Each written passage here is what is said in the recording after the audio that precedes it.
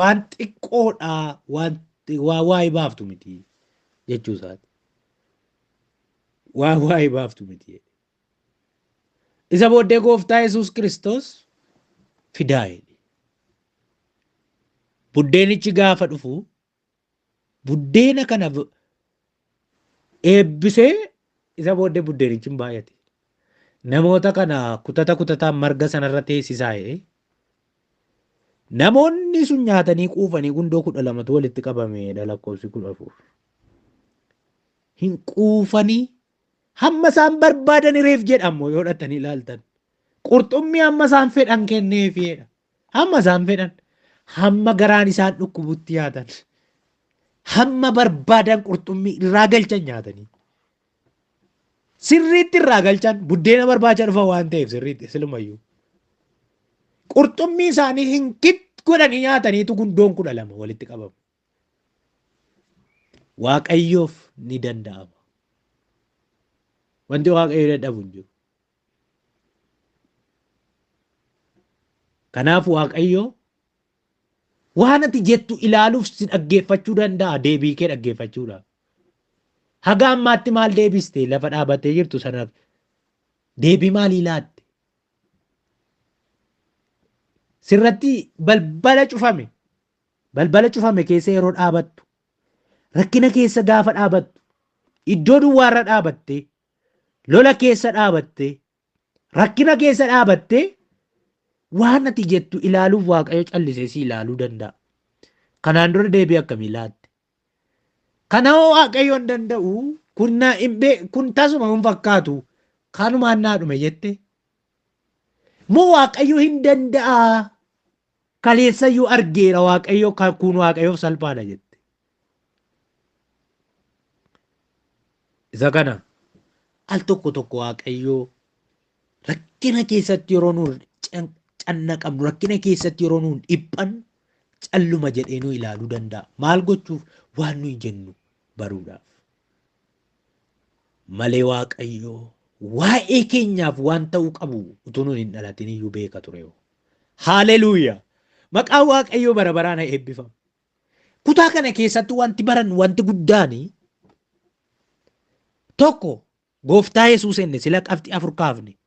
Maal argina enne qabxiin 4 nun kaafne tokko gooftaa Yesuus lammaffaan bartoota 3 gurbaa buddeena garbuu baatu 5 namoota buddeen barbaadan jedhe.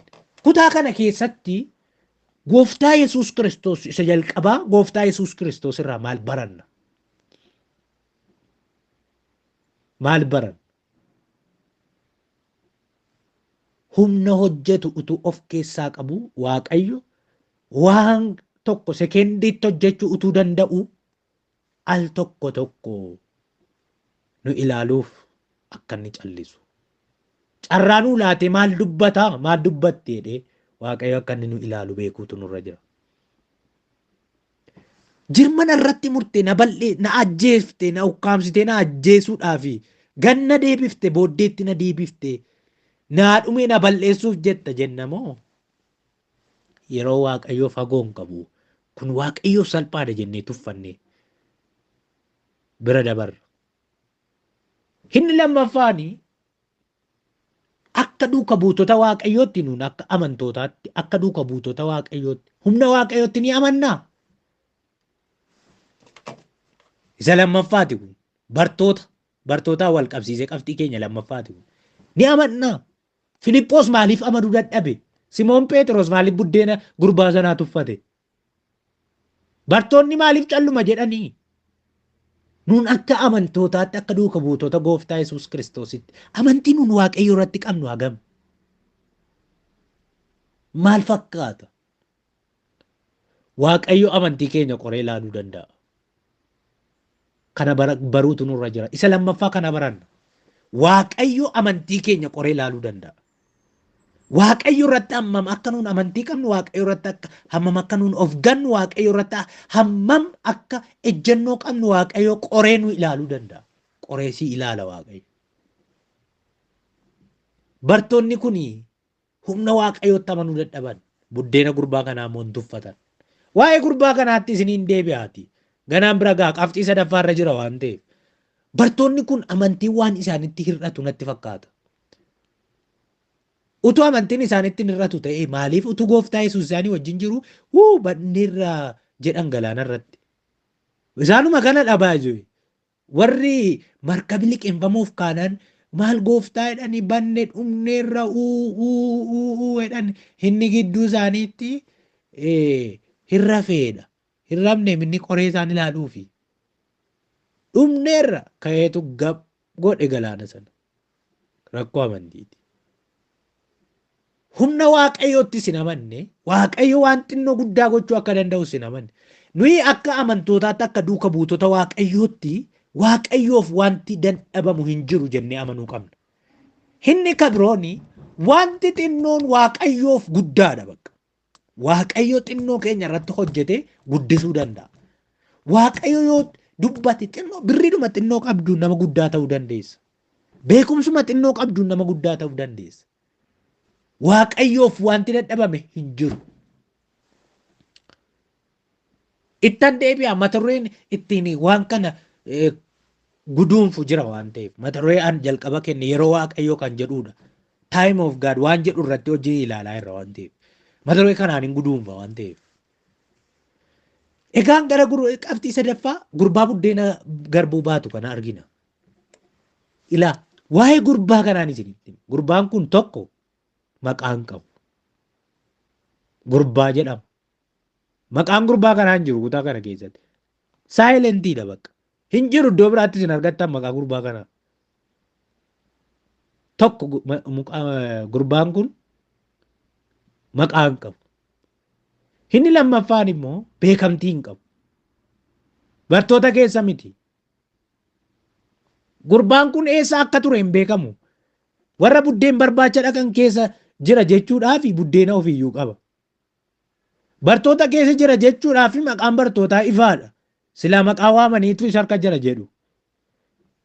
Beekamtiin qabu gurbaan dhokataadha. Waa'ee umti gurbaa kanaa akkoo dhoksaadha bakka. Inni lammaffaan beekamtiin qabu gurbaa. Tokko maqaan qabuun isiniin jedhe. Lammaffaa beekamtiin qabu. Sadaffaan immoo buddeena qaba garuu buddeenichi hirkatti tuffatamaadha.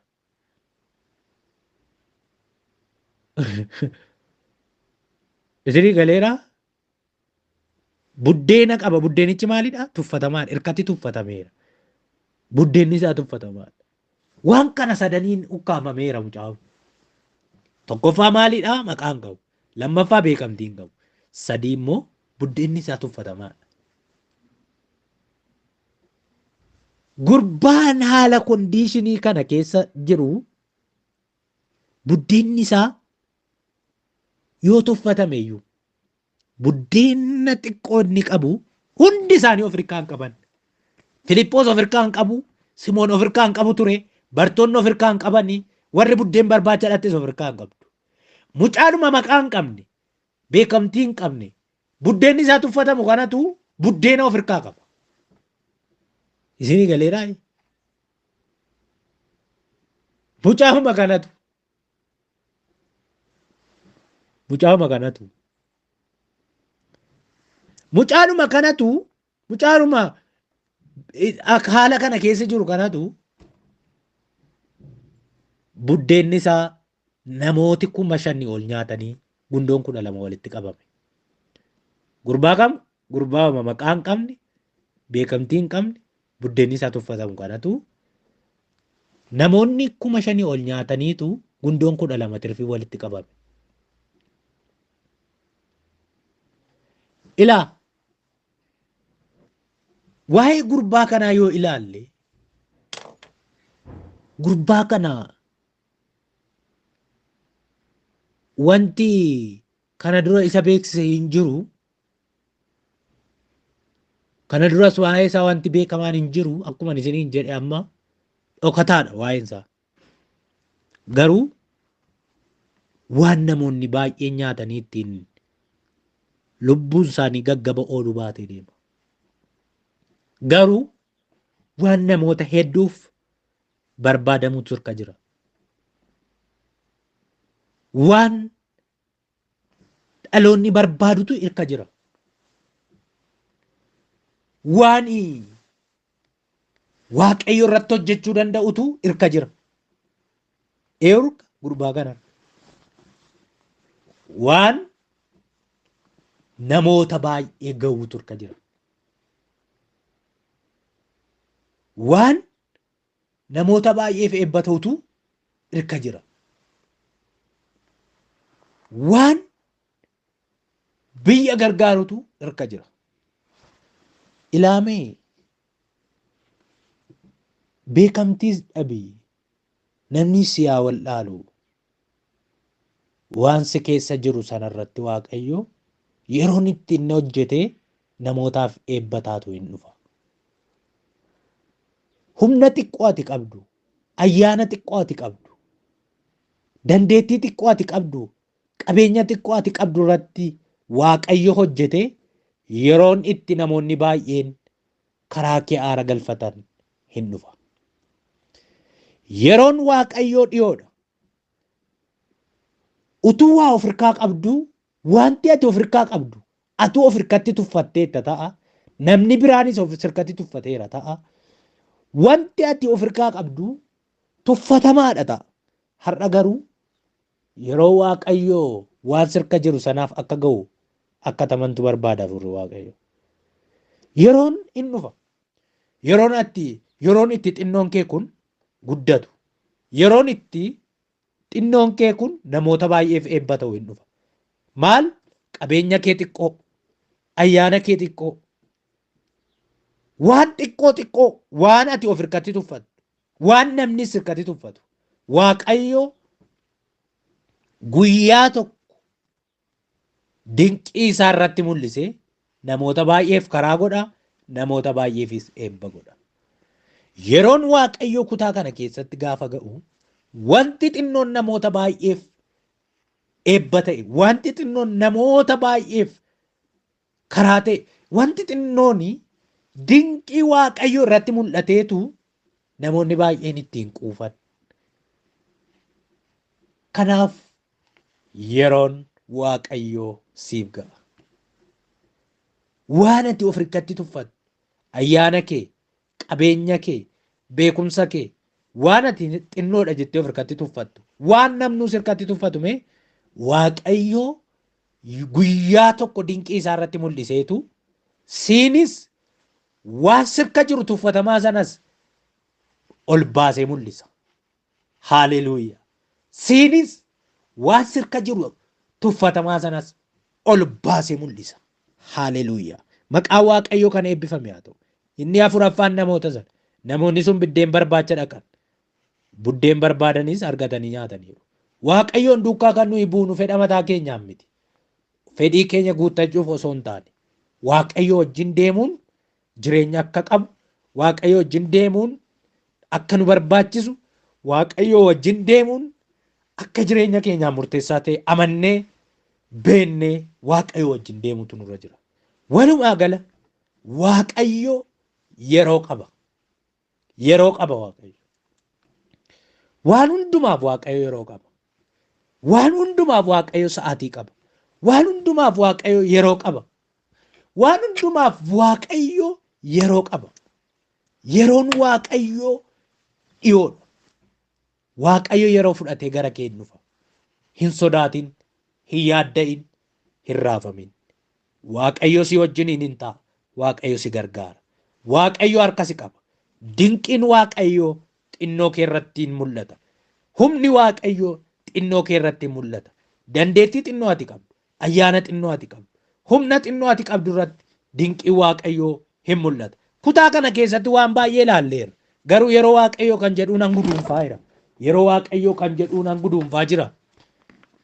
Yeroo Waaqayyo kan jedhu wantoota baay'ee ilaalleerraa. Akkaataa hojii Waaqayyo ilaalleerraa, waa'ee bartoota sanaa ilaalleerraa, waa'ee namoota dhufan sanaa ilaalleerraa kan nuyi irratti guduunfinu yeroo Waaqayyo kan jedhudha. Waaqayyo nu haa gargaaru. Yeroon Waaqayyo fagoo miti, dhiyoodha. Waaqayyo isin wajjin haa ta'u, Waaqayyo isin haa eebbisu, Waaqayyo ayyaana isaatiin isin haa geggeessu. Galanni siif haa ta'u yaa Waaqayyo, maqaan kee haa eebbifamu. Dubbii kanaan jireenya keenya geeddare waan nutti dubbatteef immoo ulfaadhu.